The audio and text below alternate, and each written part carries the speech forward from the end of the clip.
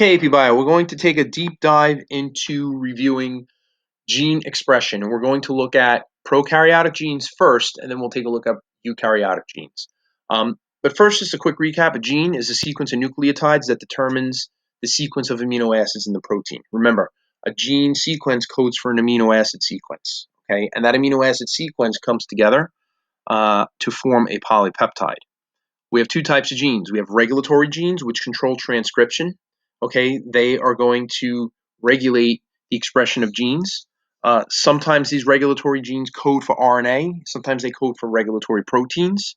Okay, transcription factors, which can bind to the DNA, and they can control when a gene gets expressed. And then we have structural genes, and these determine the structure of a protein. So they will control amino acid sequences, and they code for the physical protein that's being produced, which could be an enzyme, it could be a series of enzymes. This could be a membrane-bound transport protein that we want to increase the number of so that we can bring more materials in or out of the cell. Okay, but the structural gene codes for the structure. Okay, now when we look at genes, there are two systems. There's a prokaryotic system and a eukaryotic system. Prokaryotic gene regulation is organized through what are called operons. Okay, and the operons are specific groups of genes within the DNA that are regulating the transcription of RNA.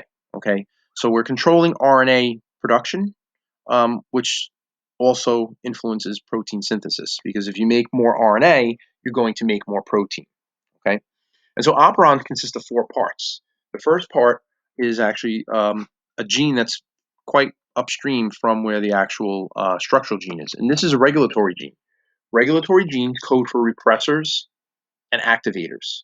Okay, repressors, they are going to turn genes off.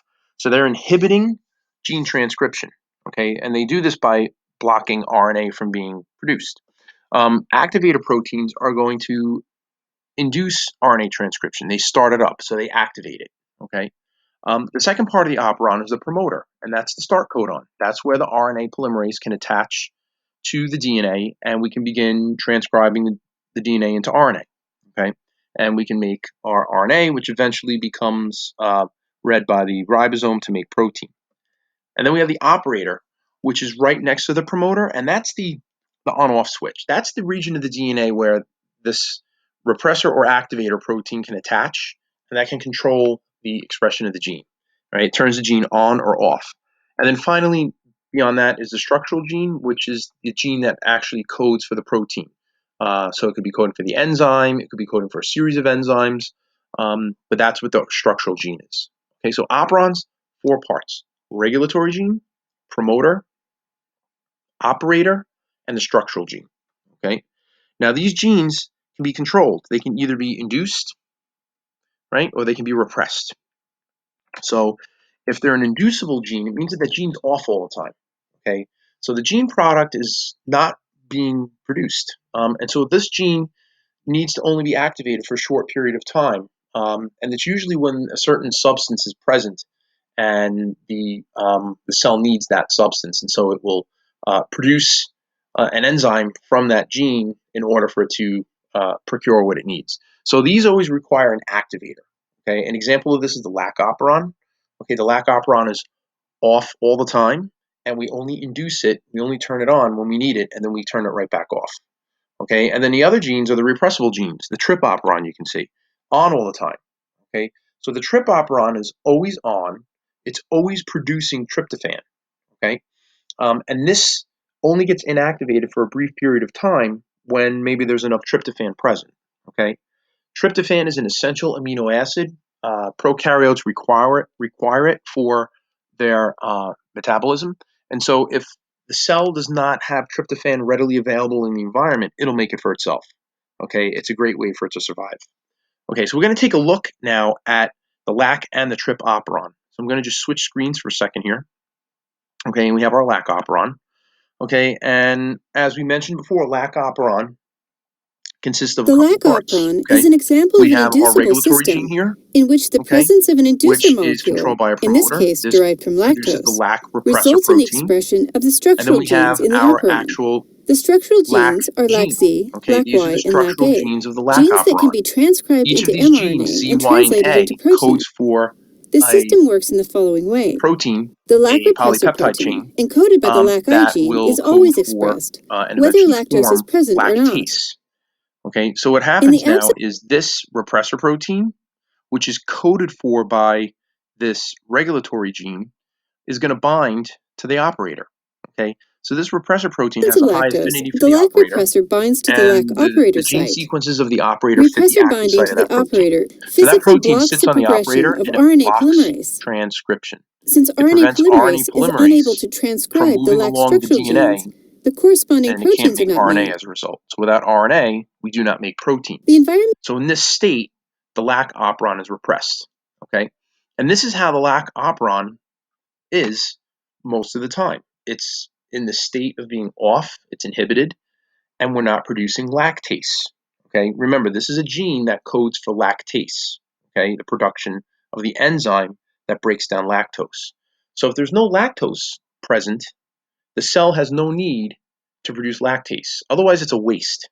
You're going to produce an enzyme, you don't need it. You're putting all this energy into making an enzyme that doesn't have any need right now.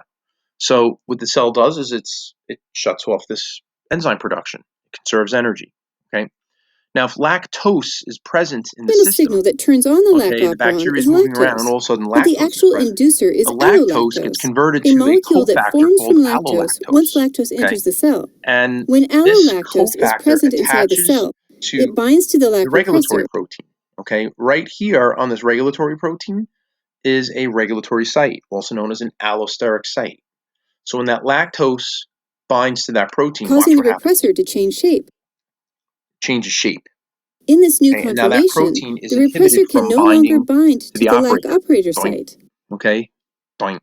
It's not able to attach. Without the repressor As a blocking its result, way, RNA without that polymerase is operator now being able to blocked, the transcribe the RNA structural polymerase is now genes. free to transcribe the Thus, in the DNA, presence of lactose, okay, the and it's Lac going to produce a structural strand genes of are messenger expressed. RNA, which The gets proteins translated encoded by the into the LAC-C and 3 LAC-Y separate genes participate polypeptides in the that metabolism code of for lactose. lactase. Okay, now once this enzyme is produced, it starts to digest this lactase. Lactose.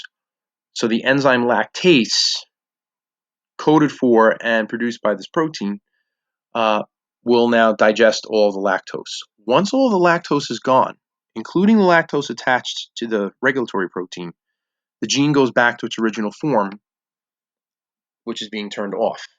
Okay, and so it will revert back to that. Okay, so that's the Lac Operon. Okay, if you need to go back and replay it, go ahead. Knock yourselves out. You got all the time to do that now. Okay, the Trip Operon works in the same way, but the exception is the Trip Operon is on all the time.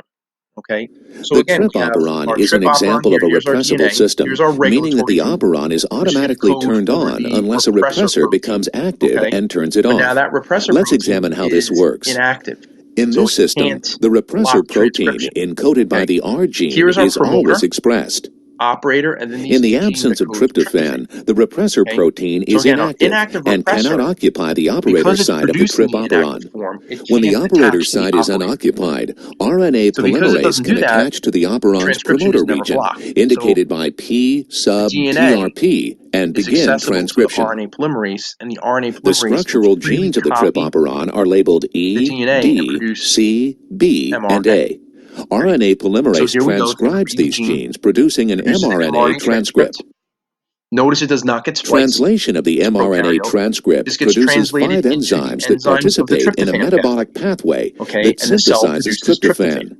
So Each in this enzyme fashion, catalyzes a different with step the in the pathway. trip With operon these enzymes and activated, with the the necessary cell raw is always materials, producing the tryptophan. cell Now, as time synthesizes goes on, tryptophan tryptophan. levels slowly creep When the up, levels right? of You get to a tryptophan critical exceed the needs concentration of the cell, where you get a tryptophan sufficient amount of molecules act tryptophan, as and that co-repressors of the trip tryptophan acts as operon. a co-repressor. Tryptophan It's binds to going the to trip bind repressor protein, to causing a conformational the regulatory change gene, that converts change the its shape, repressor from an inactive to an okay? It's an active form. allosteric enzyme, and now it activates it, okay? So the regulatory gene is allosterically activated by the tryptophan, and this The will conformational promote change allows the repressor to bind to the operator side of the operon. the The repressor tryptophan-bound acts as a enzyme roadblock, to bind to preventing the operator. RNA polymerase When it from does this, transcribing the structural it blocks genes. The transcription trip and it operon is inhibits gene repressed. production. The enzymes And the eventually result of this is degrade no and are not protein is remade, produced, so the cell ceases to okay? make tryptophan. And the level When the of cell uses tryptophan up its supply of will now tryptophan, the repressor slowly loses its decrease. co-repressor and Once the becomes tryptophan inactive decreases again. to a critical The level, repressor falls off the tryptophan operator gets site removed from and that thereby protein, allows and RNA we're able polymerase to to initiate reactivate the gene again. transcription again. And then we can copy the DNA, produce RNA, and make those proteins all over again. So what's interesting about these two systems is we're dealing with negative feedback. Okay, the whole point of the trip operon is to produce tryptophan. When the tryptophan levels get to a certain point, it turns off the production of tryptophan. So the production of the end product has a negative effect on the activity of the process that is making that end product. That is a technical definition of negative feedback. If this was positive feedback, tryptophan production would trigger additional transcription, which would mean more tryptophan. Okay, we don't see that in this case. Okay, and the same thing happens with the Lac Operon. Okay, Lac Operon, it's off all the time. Lactose is present. Okay, let's turn on the gene. The gene gets activated, it stimulates the production of lactase. What does lactase do? Breaks down lactose. Once the lactose levels drop, what happens to the production of lactase? Gets turned off. Okay, we don't need it anymore. That's negative feedback. The production of lactase is ultimately going to shut down its own production. Okay, and so that's negative feedback. All right. The last couple of things I want to jump into are just some aspects of eukaryotic gene regulation. Okay, so with eukaryotes, they don't use operons. Instead, what they use is the system of transcription activation using promoters. We use mediator proteins, which are protein hormones or lipid hormones. Okay, these can bridge the gap between activators and transcription factors. And then we have our enhancers, our activators, which increase the chance that RNA transcription is going to happen. Okay, and then finally, we have a process called acetylation. When you add an acetyl group, that encourages transcription, that triggers the chance that you're going to copy that gene. Okay, and so those are some of the examples of gene regulation. Let me click on this link. Let's see if this will open. And it does. Okay, and so this here is an example of how transcription factors operate. Okay, so what will happen is you have your promoter. Okay, we have binding proteins which attach to the promoter, and they enable RNA polymerase to attach. Okay, so this holds the polymerase in place. Now, ultimately, what will happen is another component from somewhere up the line will bind to this complex and allow the polymerase to leave.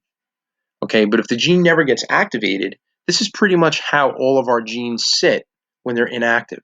Okay, so you need some sort of activator to bind to this, to come in and swoop in, bind to these proteins, trigger the proteins to change shape, and then it lets the polymerase copy the gene. Okay, and there are many different types of factors that can affect that. So we're going to take a look at some of those right now. So one of the things we looked at was regulatory switches. You may remember PITX1. Remember the fish with the stickleback, right? So if the activator is present, okay, the gene, sorry about that, if the activator is present, okay, the gene that we want to copy, the protein coding region, will be transcribed, okay? Regulatory switches, which could be several thousand base pairs away, these code for the activator. So the regulatory switch is a gene that codes for the activator protein. The activator protein does exactly what it's named for. It activates or turns on gene transcription. The only way this works is if the activator can bind to these mediator proteins, okay? And then that triggers these transcription factors to become active, which then triggers the RNA polymerase to start moving, okay? If the activator does not bind to the mediators, we do not cause a change in the conformation of these proteins, and we cannot permit polymerase to leave and copy the gene. Okay, so with PITX1, if you remember from the activity we did, there were fish that were freshwater that didn't have spines, and they still had the protein coding region. They had the PITX1 gene, but they couldn't understand why they didn't produce their their spines. And it turned out that they were missing a switch. There was a deletion. It's a very common deletion That happens just based upon the types of gene sequences that are on either side of it. And so it was missing one of these activator proteins. So it was not able to produce the spines. And as a result, those fish had an advantage in freshwater and blah, blah, blah, blah. We went through the whole thing in evolution. Okay, which is not on the AP test, so don't worry. But the thing to remember is that you need these activators, mediators, and transcription factors to interact in order for this gene to be transcribed. Okay? If you inhibit the mediator, change its shape, it can't bind. If you inhibit the general transcription factor, change its shape, it can't bind. Okay? And that renders gene production to stop, causes it to stop. Okay? Here's a perfect example of this. Okay. The estrogen receptor, which is this green structure here, this binds to estrogen. Now, normally the estrogen receptor attaches to the estrogen, and then collectively those two structures, which, basically this is a lipid hormone, so it binds to its nuclear hormone receptor. This goes to the DNA, and it binds to these coactivators and cofactors and attaches to the promoter, and it stimulates gene transcription. But it can only do that if estrogen is bound to it. So if all of a sudden the cell starts producing an excess amount of these green receptors, that means now you're going to react with estrogen more frequently, which means you're going to send a signal to the cell to divide more frequently. And this is how scientists identified estrogen as being a possible carcinogenic agent when it came to certain types of breast cancer. Estrogen positive breast cancer is the result of the cell producing too many estrogen receptors. So with too many estrogen receptors, the signal is sent to the DNA to copy it, produce the messenger RNA, which then makes these proteins, which triggers a change in cell behavior. And in this case, it was cell proliferation. It stimulated cell division. Okay.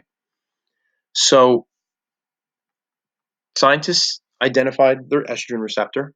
They looked at the structure and they realized there was a drug that could bind perfectly to it. It's called tamoxifen. What it does is it binds to the estrogen receptor and it blocks its ability to bind to estrogen. So it doesn't matter how much estrogen you have, that receptor is turned off. So the receptor can't attach to the estrogen, which means it can't attach to the DNA, which means it can't activate the genes that promote cell division. And so tamoxifen has been one of the most widely used forms of cancer treatment, at least the mid to late 1970s, and it's highly effective. And the role that it does, the role that it has, is to bind to the estrogen receptor and change its shape so that it inhibits its ability to function as a gene activator. Okay, and so without that estrogen bound, we don't activate the gene, we don't produce messenger RNAs, and we don't make the specific proteins necessary for cell division. Okay, and so that's just an example there of eukaryotic gene regulation. Okay, the co-activators are critical because they're going to ensure that you have proper binding and alignment of the different proteins and the cofactors to the DNA so that you can transcribe the gene. Okay. Another thing we can do is we can inhibit transcription. We do this with methylation. Okay, and we talked about this a little bit with epigenetics and the whole lick your rats thing, right? If you have methyl groups, okay, that are introduced into the body through the food, through the environment, methylation near a gene promoter on the DNA generally prevents transcription of the gene. What methylation does when you add methyl groups is it causes the DNA to coil up, okay? So coiling up the DNA blocks access to it, and you can no longer transcribe those genes. If you demethylate it, if you introduce chemical compounds or activities that demethylate, that uncoils the DNA, it relaxes the coiling, and it allows the genes to be accessed. So demethylation equates to gene transcription. Methylation equates to inhibition of gene transcription. Right? One of the best examples of this is BPA. BPA causes demethylation, right? And this activates genes that are known to induce obesity. And this is the stuff that they found in plastic water bottles. It's an estrogen-like substance that affects cell growth and differentiation. And so what happens with this is the demethylation allows the BPA to activate these genes. Actually, the VPA allows demethylation, which then activates genes. And the result is you get overproduction of genes that include genes for diabetes, obesity, and other types of developmental issues that we see in young children. Okay. All right, so that's it for gene regulation. We wanted to give you guys a quick little overview on that. One more thing I wanted to show you was yet another way that we can regulate genes. I don't know if this window is going to open. Things seem to have locked up a bit on us. But again, take a look at these animations. What we'll do is we'll put the links to these up so you can see them yourselves, and we'll have those up on the Schoology page. But again, take a look at these. Lac Operon, Trip Operon. Make sure you guys know that. That's a great example for a free response question that deals with regulating genes, controlling expression of a trait, and allowing cells to produce specific proteins that they need. Okay, and that's basically it. So continue on, keep plugging away, do your studying. If you have any questions, as always, reach out to us. Okay, good luck with everything, guys. See you soon. Bye.